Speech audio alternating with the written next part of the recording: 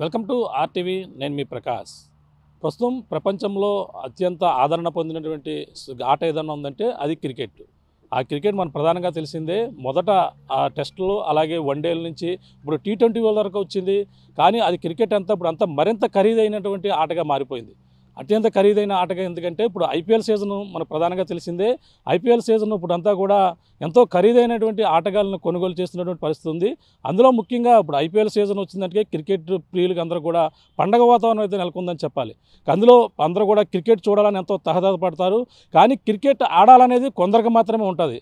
కానీ అవకాశం కూడా ఎవరికి దక్కదు. ప్రధానంగా ఇప్పుడు ఏదైతే ఐపీఎల్ సీజన్ మొదలవుతున్న నేపథ్యంలోనే ప్రధానంగా ఇప్పుడంతా కూడా ఇప్పుడు ఆటగాళ్ళని అయితే కొనుగోలు ప్రక్రియ అయితే కొనసాగింది. ఈ నేపథ్యం తూర్పుగోదావరి జిల్లా కాకినాడ చెందినటువంటి కుర్రాడైతే ముంబై టీంకి అయితే సెలెక్ట్ అయ్యారు. దాదాపుగా అతను అయితే ఇప్పుడు 30 లక్షలకు పైగా అయితే కొనుగోలు చేసినటువంటి పరిస్థితి ప్రధానంగా ఉంది. మనకి వెంకట సత్యనారాయణరాజు అయితే తాజాగా ఎన్నికైన నేపథ్యంలో కుటుంబ సభ్యులైతే ఆనందానికి అయితే అవధులు లేవు. ప్రస్తుతం ఈ కాకినాడలోని తమ కుటుంబ సభ్యులు ఆ తండ్రి కావచ్చు అందరూ కూడా చాలా ఆనందం వ్యక్తపరుస్తున్నటువంటి పరిస్థితి ఉంది. ప్రస్తుతం ఇదే మన ఆర్ఎంసీ గ్రౌండ్లోనే ఈ యొక్క వెంకట సత్యనారాయణరాజు అయితే ప్రాక్టీస్ అయ్యారు.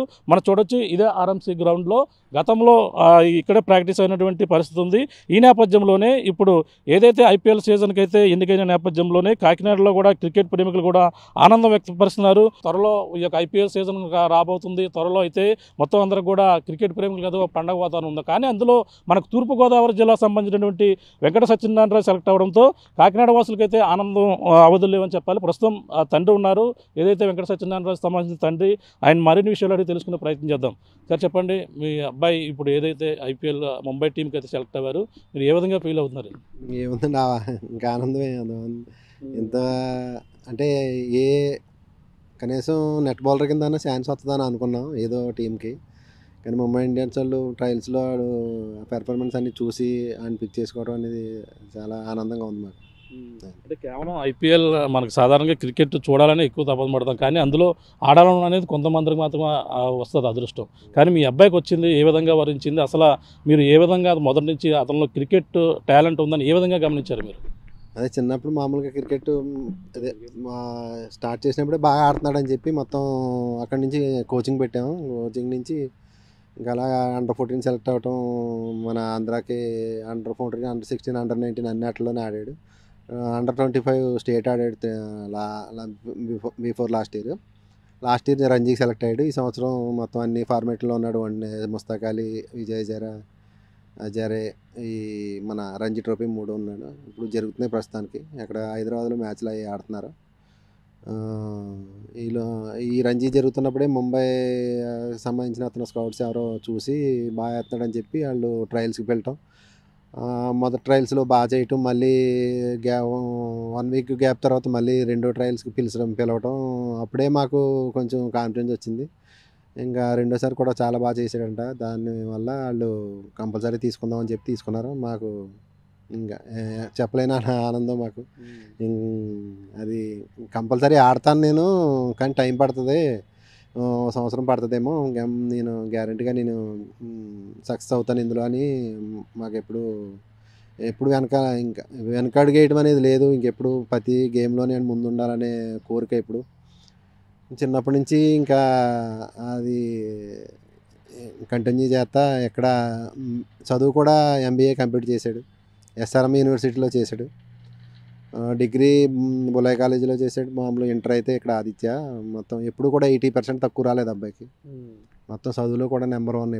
ఎప్పుడు మాకు ఇంత ఇబ్బంది ఎప్పుడు చదువు ఆగుతుందని కానీ అది కానీ ఇది కానీ. పొద్దున్న 5 గంటలకి ఇదే గ్రౌండ్లో RMC గ్రౌండ్లోనే పొద్దున్న అండర్ 14 కాడి నుంచి పొద్దున్న 5 గంటలకి ఇక్కడ గ్రౌండ్కి రావటం, సాయంత్రం మళ్ళీ ప్రాక్టీస్ చేయటం.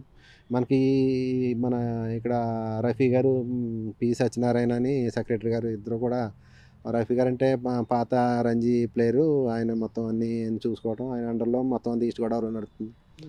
మంచి వ్యక్తులు, చాలా బాగా చూసుకుంటారు అన్నీ. ఇంకా వీళ్ళు బాగా ఆడుతున్నారని చెప్పి ఎప్పుడు అసలు వెనకాల ఉండి అన్నీ చూసుకున్నారు.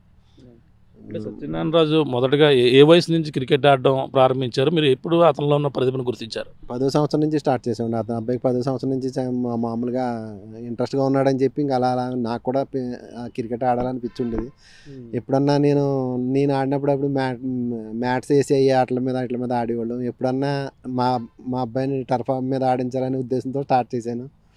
అది అలా అలా అలా అలా ఇంతవరకు వచ్చింది. అంటే ఎప్పుడైనా అలా ఈ విధంగా వెళ్తారనుకున్నారంటే మీరు మీ ఒక మరొక కుమారుడు కూడా ఉన్నాడు, అతను కూడా క్రికెటర్ అని కూడా విన్నాను. ఇద్దరు కూడా ఇద్దరిలో ఎటువంటి టాలెంట్లు ఉన్నాయండి ఇద్దరు? అతను చిన్న అబ్బాయి బ్యాట్స్మెన్ అండి, ఇతను బౌలర్, మెయిన్ ఫాస్ట్ బౌలర్. మన ఆంధ్ర టీంలో మెయిన్ బౌలర్ కింద చూస్తున్నారు ఇప్పుడు. అదే ఇంకా చిన్న అబ్బాయి బ్యాట్స్మెన్ అండి, బాగా ఆడతాడు అతను. అతనికి ఛాన్స్ వచ్చింది కానీ అది ఏదో మొత్తం చిన్న మిస్టేక్ అయ్యి ఆగింది. ఆల్రెడీ పంజాబ్ కింగ్స్కి తీసుకున్నారు అతన్ని, కానీ అది రిజిస్ట్రేషన్లో ఏదో చిన్న ఇబ్బంది వచ్చిందంట, దానివల్ల ఏదో ఆగింది ఈ సంవత్సరం. అది తర్వాత మళ్ళీ టైం మీద అయిపోయిందని, తర్వాత రిజిస్ట్రేషన్ టైం మీద అయిపోయింది అనుకున్న, తర్వాత తెలియలేదు కరెక్ట్గా అది జరిగింది. అతను కూడా బాగా ఆడతాడు. ట్రయల్స్లో కూడా బాగా సక్సెస్ అయ్యడం వల్ల అతను మళ్ళీ వాళ్ళే పంజాబ్ కింగ్స్ వాళ్ళు ఫోన్ చేసి రిజిస్ట్రేషన్లో పేరు లేదు ఇదని అడిగితే షాక్ అయ్యాము అందరం, మాకు తెలియలేదు. ఈ సంవత్సరం ఇంకా అలా అయిపోయింది. లేకపోతే ఇద్దరు కూడా వీళ్ళందరూ ఆడేవారు.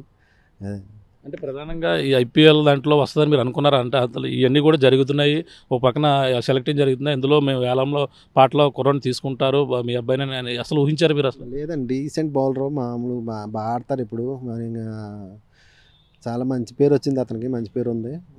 దాన్ని దృష్టిలో పెట్టుకుని గ్యారెంటీగా అవకాశం ఈ సంవత్సరం కాకపోయినా వచ్చే సంవత్సరం వస్తుందని చెప్పి ఇంకా అలా ధీమాతోటే ఉన్నాం. ఈ సంవత్సరం సడన్గా ఈ స్కౌట్ మాకు రెండోసారి పిలిచేటప్పటికి మాకు కొంచెం టాలెంట్ చూశారు. అంటే చూసిన వాళ్ళు కూడా జయవర్ధనే, పొలార్డు, వెస్టిండీస్ ఆల్రౌండర్ పొలార్డు, మన శ్రీలంక జయవర్ధనే ఇద్దరు కూడా ట్రయల్ చేసినప్పుడే ఇంచుమించు 3-4 సెట్లలోనే చెప్పారంట బాగుంది బాగుంది బాగుందని. ఇంకా గ్యారంటీగా తీసుకుంటారు అని అనుకున్నాం. హైదరాబాద్ కూడా ట్రయల్స్ అయినాయి. హైదరాబాద్ ట్రయల్స్ కూడా, ఈ ఎస్ఆర్హెచ్ కూడా ట్రయల్స్లో వెళ్ళాడు. ఇందులో ఉంటాడు అనుకున్నాం. ముంబై టీంలో మరి అందరూ రోహిత్ శర్మ, అందులో ప్రధానంగా మన ఇంటర్నేషనల్ సంబంధించిన భారత క్రికెటర్లు ఉంటారు, రోహిత్ శర్మ, వీళ్ళందరితో పాటు మీ అబ్బాయి ఆడుతున్నారు. ఏ విధంగా అనిపిస్తుంది? వాళ్ళతోటి కలిపి అటువంటిది ఆడు బొమ్రాతో బౌలింగ్ వేయాలని కళ ఉండేది ఎప్పుడు అతనికి. దాన్ని ఇంతతో ఈ ఐపీఎల్ ద్వారా అది అవుతుందేమో అని అనుకుంటున్నాం. ఆడతాడని నమ్మకంతో ఉన్నాం.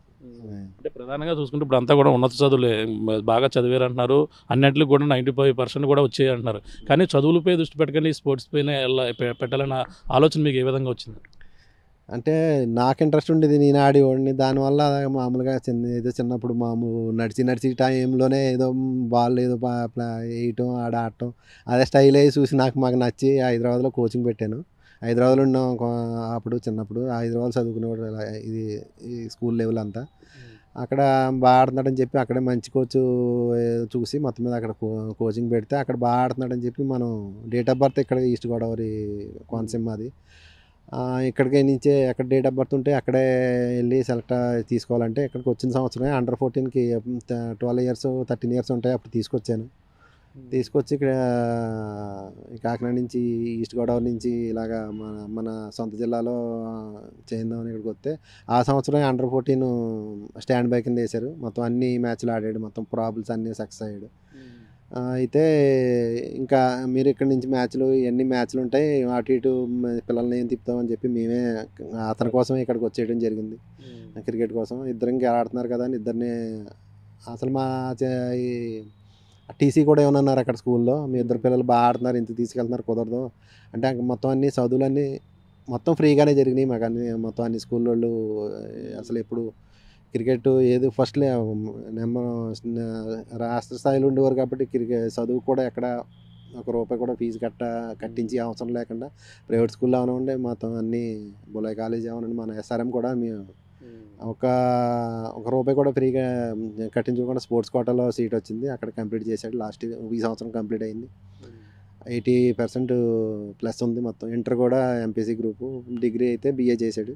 అదే ఇంకా ఈ స్పోర్ట్స్ వల్ల కుదరట్లేదు, టైం సరిపోవట్లేదు అని చెప్పి, లేకపోతే చదువులోనే వదిలేస్తే ఇదే స్థాయి రాకపోయినా పెద్ద స్థాయిలో చదివి అంత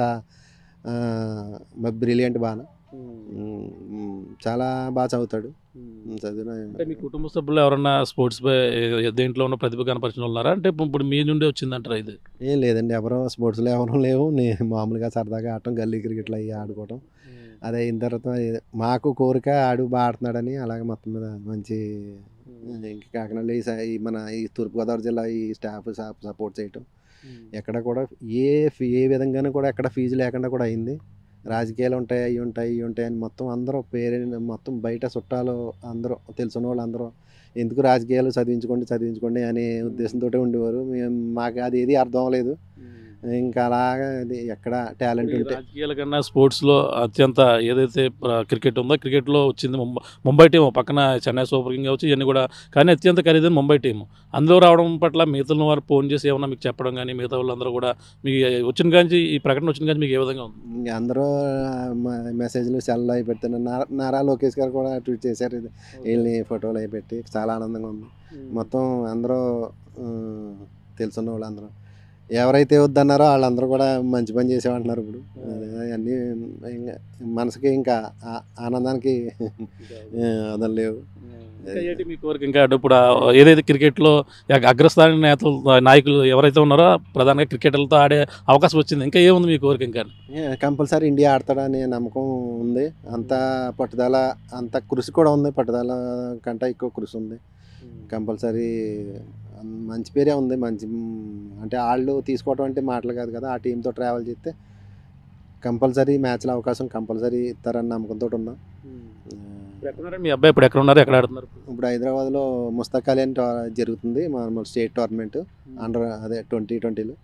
దాంట్లో పెర్ఫామ్ చేస్తున్నారు. ఇప్పుడు ఆల్రెడీ వేల మ్యాచ్ లైవ్లో ఉంది. ఎప్పుడు వస్తారండి మీ అబ్బాయి ఇక్కడికి? ఇప్పుడు వస్తారు? మళ్ళీ వచ్చిన తర్వాత మీతో ఏ విధంగా అక్కడ ఆనందం సెలబ్రేట్ చేస్తారు? అదే 7వ తారీఖు కానీ 8వ తారీఖు కానీ అయిపోతాయేమో, వస్తాను అన్నారు. మరి అది ఇంకా పూర్తిగా మాకు తెలియదండి.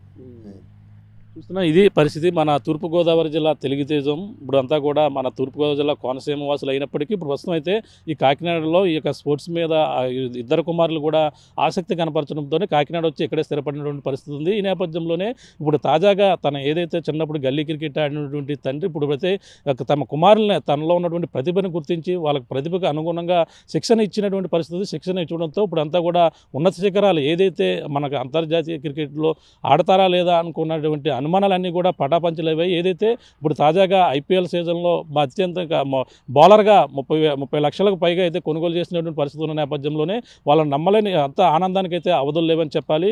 ఏదేమైనా పిల్లలు ఏదైతే తమ ప్రతిభ కనపరుస్తారో గుర్తించి శిక్షణ ఇస్తే ఈ విధంగా వాళ్ళ ఉన్నత శిఖరాలకు ఎదుగుతారనేది కూడా మన ప్రధానంగా మనకి పెనుమర్తి రమేష్ రాజు గారు కుమారుడు ప్రత్యేక ఉదాహరణగా మనం చెప్పొచ్చు.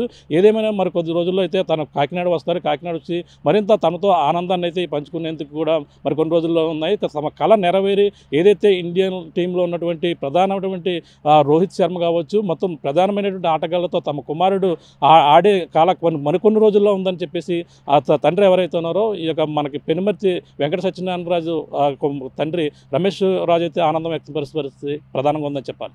ఇది కూడా తాజా పరిస్థితి. మరిన్ని వీడియోస్ కోసం ఛానల్ సబ్స్క్రైబ్ చేయండి. లేటెస్ట్ అప్డేట్స్ కోసం వాట్సాప్ ఛానల్ ఫాలో అవ్వండి. అండ్ లింక్ డిస్క్రిప్షన్ లో ఉంది.